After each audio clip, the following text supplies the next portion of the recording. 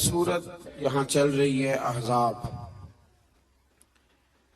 तो 22वें पारे के बिल्कुल शुरू में अल्लाह तबारक व तआला ने अज़वाजे मुतहरात से खिताब किया है और सारी उम्मत की ख़वातीन को समझाया है। खास मकाम है समझने वाला। अल्लाह करीम ने बिल्कुल शुरू में कहा कि ए महबूब अलैहिस्सलाम की बीवियों, आपका मकाम लोगों में से जरा इम्तियाजी है, सो तकवा इख्तियार करो। गैर महरम मर्दों के साथ नरम लहजे में बात न करो। नरम लहजे में गैर महरम के साथ बात, बस अपने काम की बात करो और वो भी इस तरह बात करो जिस तरह बेरुखी से होती है। औरतें नरम लहजों के साथ गैर महरमों के साथ गुफ्तगू न करो। और फिर इरशाद फरमाया जा रहा है कि जरूरत के मुताबिक बात करो, ज्यादा बात भी ना करो। अपने घरों में रहो और जमाना जहलियत की तरह ज़ेबो ज़ीनत की नुमाइश न करो। नमाज और ज़कात, अल्लाह और उसके रसूल सल्लल्लाहु अलैहि वसल्लम की अताअत पर कारबंद रहो, और जो ऐसा करेंगी तो उनको दोहरा अजर मिलेगा और उनके लिए आखिरत में इज्जत की रोजी का मकाम है, रोजी का एहतमाम है। इसी मकाम पर अल्लाह करीम ने फरमाया, इन्नमा युरीदुल्लाह लियुज़हिबा अन्कुमुर रिज्सा अहलल बैति व युतहिरकुम ततहीरा। फरमाया अल्लाह तो यही चाहता है ए नबी के घर वालों कि तुमसे हर नापाकी दूर करके तुम्हें साफ सुथरा कर दे। फरमाया अल्लाह तो यही चाहता है कि तुमसे हर नापाकी दूर करके तुम्हें, पीछे किसका जिक्र हो रहा था? अज़वाजे मुतहरात का, नबी पाक अलैहिस्सलाम की। तो ये जिक्र ही, ये आयत तज़किरा ही अज़वाज के तज़किरे में आया। बहुत सारे लोग कहते हैं अहले बैत में बीवियां शामिल ही नहीं, ये सिर्फ हुजूर अलैहिस्सलाम कि वो अहले बैत हैं जो हजरत अली, सैयदा फातिमा और उनकी औलाद है। वो खुदा के बंदे, जब आपसे पूछा जाता है घर वालों का क्या हाल है तो बीवियां मुराद होती हैं कि नहीं? जब पूछा जाता है कि घर वालों का क्या हाल है, सिर्फ बच्चे मुराद होते हैं कि बीवी भी मुराद होती है? तो ये अजीब फलसफा है कि यहाँ लोग क्या करते हैं, कहते हैं सिर्फ अहले बैत से हुजूर सल्लल्लाहु अलैहि वसल्लम के औलाद मुराद है, बीवियां मुराद नहीं। तो ये सिरे से बात ही दुरुस्त नहीं है। जब अहले बैत की बात होगी तो हुजूर की सारी अज़वाज अहले बैत में शामिल, ये समझ ले बात। चूंकि यहाँ तज़किरा ही अज़वाज मुतहरात का चला आ रहा है। फिर इससे आगे आयत नंबर 35 में मोमिन मर्दों और औरतों की इकट्ठी सिफात का बयान है। अल्लाह तबारक व तआला ने फरमाया कि मोमिन मर्द इताअत शियार होते हैं, सदाकत शियार होते हैं, सब्र और रज़ा का पैकर होते हैं। उनके दिल अल्लाह के हुजूर इज्ज और तवाज़ु के खूगर होते हैं। वो सदकात देने वाले होते हैं, रोजेदार होते हैं, अपनी हया और इज्जत की हिफाजत करने वाले होते हैं, और अल्लाह का कसरत से जिक्र करने वाले होते हैं। और उनके लिए अल्लाह ने बख्शीश और अजरे अजीम की नेमतें तैयार की हुई। फिर आयत नंबर 36 में फरमाया, ना किसी मोमिन मर्द और ना किसी मोमिन औरत के लिए ये जायज है कि जब अल्लाह और उसका रसूल को फैसला फरमा दें तो इनके लिए अपने इस काम में कोई इख्तियार रह जाए। इस आयत की थोड़ी तफसीर जरूरी है, इसकी थोड़ी तफसीर कर देता हूं। हुआ ये था कि नबी करीम अलैहिस्सलातु वस्सलाम ने अपने एक गुलाम के साथ अपनी एक अजीजा जो हुजूर की रिश्तेदार बनती थी, हजरत ज़ैनब बिनते जहश, उनका निकाह करना चाहा। पैगाम में निकाह भेजा। उन्होंने कहा जी हम कुरैशी खानदान से हैं और ये गुलाम है तो इसको कैसे रिश्ता दे दे। हालांकि हुजूर ने पैगाम भेजा था, इतने बड़े हम हो के तो एक गुलाम को रिश्ता दे दे। तो अल्लाह ने हुक्म दे दिया, फरमाया जब रब रसूल हुक्म दे तो तुम्हें इख्तियार ही कोई नहीं। اور جب یہ آیت نازل ہوئی تو وہ حضرت زینب بنت جہش کے گھر والے خود حاضر ہوئے، عرض کی حضور جہاں آپ کا دل کرتا ہے آپ بچی کا رشتہ فرما دیں، ہم اللہ رسول کے حکم کے آگے بات نہیں کر سکتے۔ آج بھی آپ دیکھ لیں، برادری پہلے اور دین معاذ اللہ بعد میں۔ برادری پہلے، بھائی شادی پہ کوئی بےہودہ حرکت نہ کرنا تو کہتے میری برادری نہیں مانتی۔ یہ بڑا خطرناک جملہ ہے، یعنی ایک طرف نبی پاک کی شریعت اور دوسری جانب برادری، تو یہ مطلب آپ اندازہ کر لیں کہ یہ بات کہاں تک جاتی۔ آپ نے اس میں سے اختیار کسے کیا؟ ہماری برادری وہی ہے جس برادری میں حضرت بلال حبشی شامل ہے، حضرت صہیب رومی اور عمار یاسر شامل، وہ ہماری برادری ہے، ایک ہوں مسلم حرم کی پاسبانی کے لیے۔ اللہ توفیق عطا فرمائے۔ پھر اس سے آگے آیت نمبر 37 سے یہ مسئلہ بیان ہوا ہے کہ جو منہ بولا بیٹا ہے وہ حقیقی بیٹے کے حکم میں نہیں ہوتا، وہ حقیقی بیٹے کے حکم میں نہیں ہوتا۔ وہ میں پیچھے بھی بتا چکا ہوں، ہوا یہ تھا کہ ایک منہ بولے بیٹے نے طلاق دی تھی، تو نبی کریم علیہ السلام کے وہ منہ بولے بیٹے تھے، تو ان کی زوجہ سے حضور نے نکاح کرنا چاہا۔ لوگوں نے کہا کہ یہ تو یہ والا معاملہ ہے، تو فرمایا وہ جو منہ بولا بیٹا ہے وہ منہ بولا بیٹا ہی ہوتا ہے۔ مجھ سے ایک دفعہ ایک دوست نے سوال پوچھا تھا کہ منہ بولی جو بہن ہوتی ہے تو بھئی وہ غیر محرم ہوتی ہے، منہ بولی بہن غیر، منہ بولی ماں جو ہوتی ہے نا، ایک تو یہ ہے کہ وہ کہلا کی عمر کو پہنچ جائے، اس نے بچہ چھوٹا سا لے کے پالا ہو، وہ معاملہ اور ہے۔ لیکن ہمارے ہاں جس طرح رشتے نہیں بن جاتے، جو اصل بہن ہوتی ہے اس کا پتہ ہی کوئی نہیں، اور بھائی جس کو اللہ رسول نے تیری بہن بنایا تجھے وہ پسند کیوں نہیں، اور جس کو رب کریم نے تیرے لیے رشتہ بنایا ہے تجھے وہ رشتہ قبول کیوں نہیں۔ اللہ تبارک و تعالی حقیقی مفہوم کی طرف ہماری توجہ لگائے، اسی میں ہمارا فائدہ ہے۔ تو پھر اسی طرح آیت نمبر 40 میں اللہ تبارک و تعالی نے وہ عظیم بات ارشاد فرمائی جس کی طرف امت کی توجہ ہونا بڑی ضروری ہے۔ فرمایا ما کان محمد ابا احد من رجالکم ولکن رسول اللہ وخاتم النبیین۔ فرمایا محمد صلی اللہ علیہ وسلم مردوں میں سے کسی کے باپ نہیں، ہاں اللہ کے رسول ہیں اور نبوت کو ختم کرنے والے ہیں، خاتم النبیین ہیں حضور۔ حضور نے فرمایا میں آخری نبی ہوں، میرے بعد کوئی نبی ضرورت بھی کوئی نہیں، اس لیے کہ میرے نبی نے کمی چھوڑی کوئی نہیں، ضرورت ہی کوئی نہیں، حاجت ہی کوئی نہیں، ضرورت ہی کوئی نہیں۔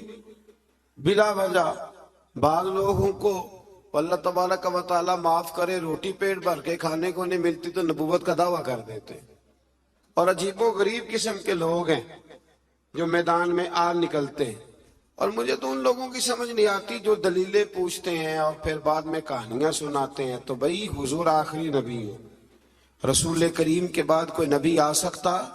ایک بات کو سمجھیں، حضور کا تاج ہے ختم نبوت، یہ نبی پاک کی نشست ہے ختم نبوت، یعنی نبی ختم ہو گئے تو آخری نشست پہ حضور بیٹھے۔ تو اب جو کہتا ہے کہ میں نے بھی بیٹھنا ہے تو بے ادبی کرتا ہے کہ نہیں کرتا؟ اس لیے قادیانی اتنے برے ہیں، ان سے مسلمان اس لیے بیزار رہتے ہیں کہ وہ بہت بڑی بے ادبی کرتے ہیں۔ وہ نبی کریم علیہ السلام کے بعد کسی کو ذلی اور کسی کو بروزی نبی مانتے ہیں۔ بھئی رسول کریم پر نبوت ختم ہو گئی، اور نبی کریم علیہ السلام فرماتے ہیں میرے بعد کوئی نبی، فرمایا اگر کوئی ہو سکتا ہوتا نا تو خطاب کا بیٹا عمر ہوتا، جن میں صفتیں ہیں لیکن جو ہو سکتے تھے جب وہ نہیں ہوئے، جو ہو سکتے تھے تو ایک کانا آدمی، وہ کانا تھا مرزا، ایک آنکھ سے کانا تھا، اور عجیب اس کے باتیں تھیں، بڑے بڑے عجیب اس کو امراض تھے، اس نے اٹھ کے دعویٰ کر دیا۔ تو بڑے بڑے عجیب لوگ ہیں نا، ماننے والے تو شیطان کو بھی مانتے جاتے ہیں، معاذ اللہ، ماننے والے تو سب کو مل جاتے، اللہ تبارک و تعالی ہمیشہ حق پر استقامت عطا فرمائے۔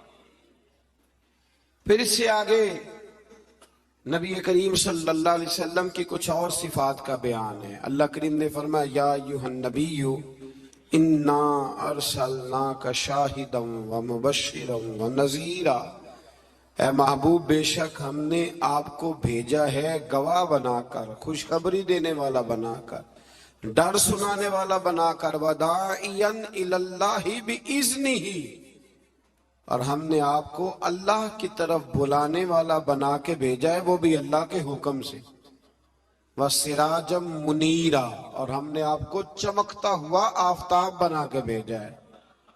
تو نبی کریم علیہ السلام کو اللہ نے یہ صفات عطا فرمائی ہے، شانیں عطا فرمائی ہیں۔ ایک بات آپ یہاں رک کے ذرا سوچئے گا، کچھ لوگ کہتے ہیں جی شان مصطفیٰ کا جلسہ کرنے کی کیا ضرورت، معراج مصطفیٰ، میلاد مصطفیٰ، آپ سیدھا سیدھا نماز روزے کی بات بتائیں، شان بیان کرنا کیوں ضروری ہے؟ یہ بہت بڑا مسئلہ ہے۔ بعض لوگ کہتے ہیں جی آپ سیدھا سیدھا کہیں کہ حضور نے فرمایا سچ بولو،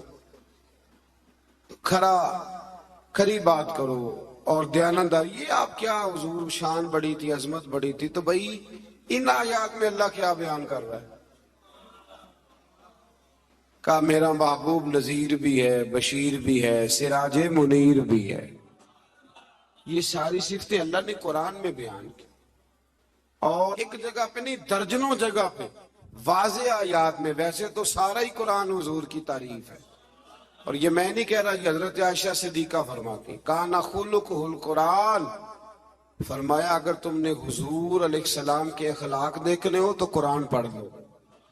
تو اس لیے یہ عظمتوں اور شانوں کا بیان یہ طریقہ ہے، یہ مسلمان کی روح کی غذا ہے۔ اللہ ہمیں سمجھنے کی توفیق عطا فرمائے۔ پھر آیت نمبر 53 سے نبی پاک علیہ السلام کی بارگاہ کے آداب بیان ہوئے کہ بغیر اجازت نبی کے گھر میں داخل نہ ہو، دعوت طعام ہو تو کھانا کھا کے منتشر ہو جاؤ۔ کھانا کھا لیا تو اب ہوا یہ کہ حضور نے دعوت پکائی کچھ صحابہ کی، تو کھانا کھا کے بیٹھ گئے گپ شپ کرنے کے لیے۔ تو محبوب کریم نے ایک دو دفعہ دیکھا کہ اب یہ جائیں، حضور نے آرام کرنا تھا، لیکن کچھ لوگ بیٹھ گئے، تو اللہ کریم نے فرمایا جب کھا لیا ہے نا اب جاؤ منتشر ہو جاؤ۔ گویا رب کریم اپنے محبوب کے دربار کے آداب بیان فرماتا ہے، اللہ بیان فرماتا ہے۔ اللہ اکبر۔ نبی کی بیویوں سے کوئی چیز مانگو تو پردے کے پیچھے سے مانگو۔ نبی کی بیویوں سے آپ کی رحلت کے بعد دائمی طور پر مسلمانوں کا نکاح ممنوع ہے۔ اپنے کسی بھی عمل سے اللہ اور اس کے رسول صلی اللہ علیہ وسلم کو تکلیف نہ دو۔ آیت نمبر 9 سے 13 تک ایک بار پھر اللہ تعالیٰ کی قدرت کے تحت بارش کے نظام کا ذکر ہے۔ انسان کو اس کے جوہر تخلیق کی طرف متوجہ کیا گیا تاکہ سرکشی کا شکار نہ ہو، اور وہ یہ کہ مادہ کے پیٹ میں حمل کو بھی اللہ جانتا ہے، اور یہ کہ کس کی عمر میں درازی ہے یا کس کی عمر میں کمی ہے، وہ سب اللہ نے کتاب تقدیر میں لکھ دیا ہے۔ آیت نمبر 12 سے فرمایا کہ میٹھے اور کھارے پانی کے سمندر برابر نہیں ہوتے، میٹھے اور کھارے پانی کے سمندر برابر نہیں ہوتے، لیکن فرمایا سب سمندروں سے تمہیں مچھلی کا تازہ گوشت ملتا ہے، پانی جیسا بھی ہو، اور تم ان سے پہننے کے زیور بھی نکالتے ہو، اور کشتیاں پانی کو چیرتی ہوئی چلی جاتی ہیں۔ نظام لیل و نہار اور شمس و قمر اسی کے حکم کے تابع ہیں، اسی کے حکم کے۔ یہ چاند سورج اگر کسی انسان کے قبضے میں ہوتے تو کب سے اختلاف ہو گیا ہوتا، کوئی کہتا ادھر سے نکل، کوئی کہتا کم از کم جو حکومت بدلتی وہ تو ضرور بدلتی ایک دفعہ، اے پچھلے لایا ہے لہذا معاذ اللہ ہم نہیں چلنے دیں گے۔ تو اللہ نے فرمایا یہ اللہ کے تابع، رات دن کا آنا بھی اللہ کے، اور نظام شمس و قمر بھی اللہ کا۔ آیت نمبر 18 میں بتایا کہ کوئی بوجھ اٹھانے والا دوسرے کا بوجھ نہیں اٹھائے گا، یعنی ہر ایک کو اپنے اپنے عمل کا جواب دینا ہوگا۔ اور جو تزکیہ اور تقوی اختیار کرے گا تو اس کا فائدہ اسی کو پہنچے گا۔ پھر فرمایا اندھا اور دیکھنے والا، ظلمت اور نور، سایہ اور دھوپ، زندہ اور مردہ لوگ برابر ہو سکتے نہیں۔ یہاں کفار اور منکرین کو اندھے، ظلمت، دھوپ اور مردے سے تشبیہ دی گئی، اور گویا اللہ کریم نے اہل ایمان کو آنکھوں والا کہا، نور والا کہا، سائے والا کہا، اور فرمایا یہ ہیں وہ جو زندہ ہیں۔ کافر زندہ رہ کے بھی زندہ، اقبال نے کہا تھا زندگی زندہ دلی کا نام ہے، اور مردہ دل کیا خاک جیا کرتے، تو دل زندہ ہو تو پھر ہر شے۔ ایک دانشور کا ایک قول ہے، وہ کہا کرتے تھے رشتے احساس کے ہوتے ہیں، رشتے اور احساس نہ ہو تو پھر رشتے بھی۔ آپ کو پتہ ہے نا، بہن کا اگر خیال آ گیا تو پھر بہن ہے، لیکن اگر بھائی کہے کہ نہیں جی میرے بہنوئی نے ضائع بڑے کیے ہیں پیسے، وہ تو سارا اس خاندان کو چلا جائے گا تو میں بہن کے بچوں سے، تو یہ احساس ختم ہو گیا۔ تو فرمایا کہ یہ زندہ رہتا ہے، جو مومن ہوتا ہے، مومن زندہ ہوتا ہے، کافر مردہ ہوتا ہے، اس لیے کہ اس کا دل مردہ ہوتا ہے۔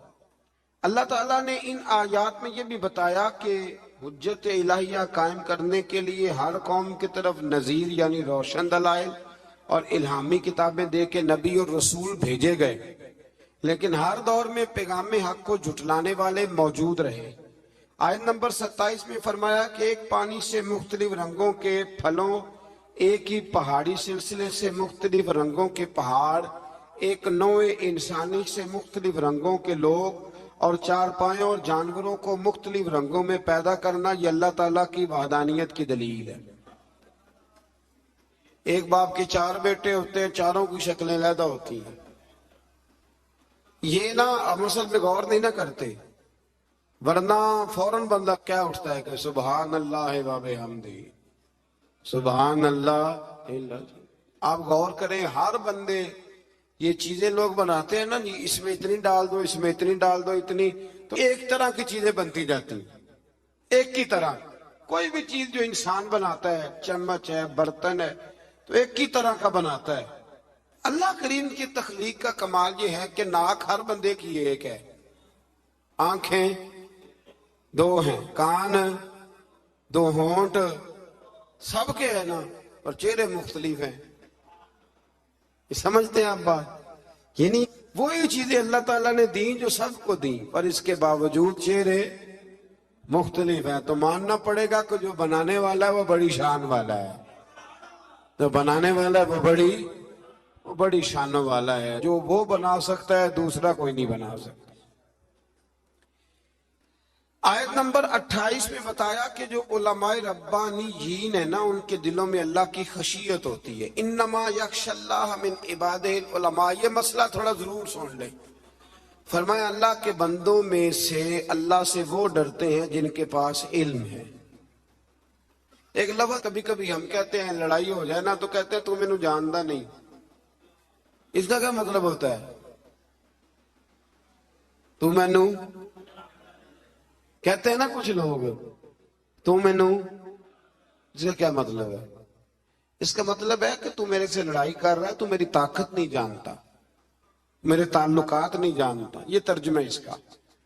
تو میری دولت کو نہیں جانتا، میں کتنے لوگ میرے ہیں چاہنے والے، پیار کرنے والے، یا میرے خاندان والے، تو جان، یہ مطلب ہوتا ہے کہ تو مجھے جانتا۔ جو جانتا ہوتا ہے وہ ڈرتا ہے، جو نہیں جانتا وہ ایسی ہوتا ہے۔ جو بندہ رب کو جانتا نہیں نا وہ نہیں ڈرتا، اور جو جان لیتا ہے نا وہ ڈرتا ہے۔ پتہ چل جاتا ہے کتنی قدرتوں والا ہے۔ میرے رسول کریم علیہ السلام نے فرمایا، میں تم سب سے بڑھ کر رب کو جانتا ہوں، اور میں تم سب سے زیادہ اللہ سے ڈرتا ہوں۔ اس لیے زیادہ باتیں کرنے والا عالم نہیں ہوتا، اللہ سے زیادہ ڈرنے والا عالم ہوتا ہے۔ جو بندہ کہتا ہے میں کسی کو بولنے ہی نہیں دیتا، میں بڑی کہانیاں سناتا ہوں، تو یہ علم کی علامت نہیں۔ انما یخشی اللہ من عبادہ العلماء، اللہ کے بندوں میں سے جو عالم ہیں وہ اللہ سے ڈرتے ہیں. اگر تو زیادہ ڈرتا ہے تو بڑا عالم ہے، اگر تو نہیں ڈرتا پھر تو ان پڑھ ہے. یہ تو اپنے آپ سے پوچھ لے.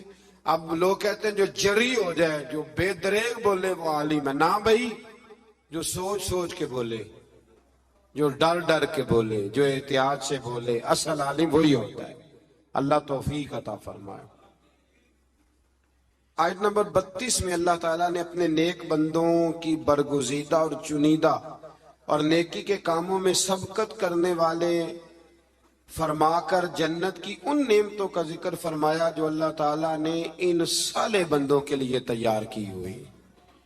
پھر آیت نمبر 40 میں مشرکوں کے معبودان باطلہ کا ذکر ہے. آیت نمبر 41 سے فرمایا کہ اللہ تعالیٰ آسمانوں اور زمینوں کو اپنے مرکز سے ہٹنے نہیں دیتا، اور اگر وہ اپنے مرکز سے ہٹ جائیں تو اللہ کے سوا کوئی دوبارہ ان کو اپنی جگہ پہ قائم کرنے والا نہیں ہے. آیت نمبر 45 میں فرمایا کہ اللہ تعالیٰ لوگوں کی بدعمالیوں کی وجہ سے ان کی گرفت فرماتا تو روئے زمین پر کوئی جاندار زندہ نہ ہوتا. اگر اللہ تعالیٰ لوگوں کے گناہوں کی وجہ سے ان کو پکڑتا تو پھر کوئی موجود مر گئے ہوتے، سارے ختم ہو گئے ہوتے.